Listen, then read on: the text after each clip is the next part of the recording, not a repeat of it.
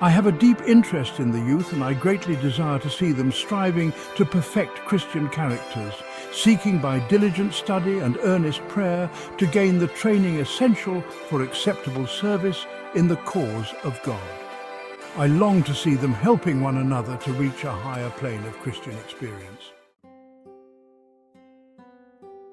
Christ came to teach the human family the way of salvation, and he made this way so plain that a little child can walk in it. He bids his disciples follow on to know the Lord, and as they daily follow his guidance, they learn that his going forth is prepared as the morning. You have watched the rising sun and the gradual break of day over earth and sky. Little by little, the dawn increases till the sun appears. Then the light grows constantly stronger and clearer until the full glory of noontide is reached. This is a beautiful illustration of what God desires to do for his children in perfecting their Christian experience. As we walk day by day in the light, he sends us in willing obedience to all his requirements. Our experience grows and broadens until we reach the full stature of men and women in Christ Jesus.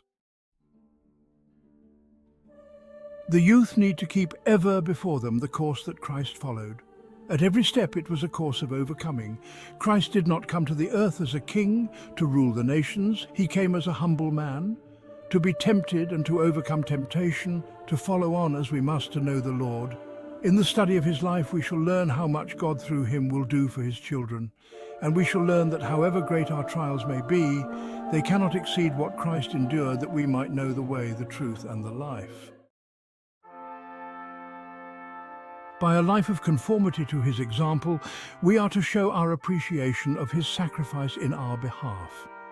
The youth have been bought with an infinite price, even the blood of the Son of God. Consider the sacrifice of the Father in permitting his Son to make this sacrifice. Consider what Christ gave up when he left the courts of heaven and the royal throne to give his life a daily sacrifice for men. He suffered reproach and abuse. He bore all the insult and mockery that wicked men could heap upon him. And when his earthly ministry was accomplished, he suffered the death of the cross.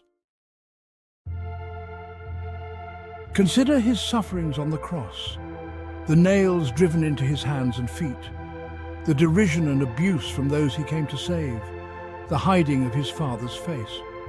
But it was by all this that Christ made it possible for all who will to have the life that measures with the life of God.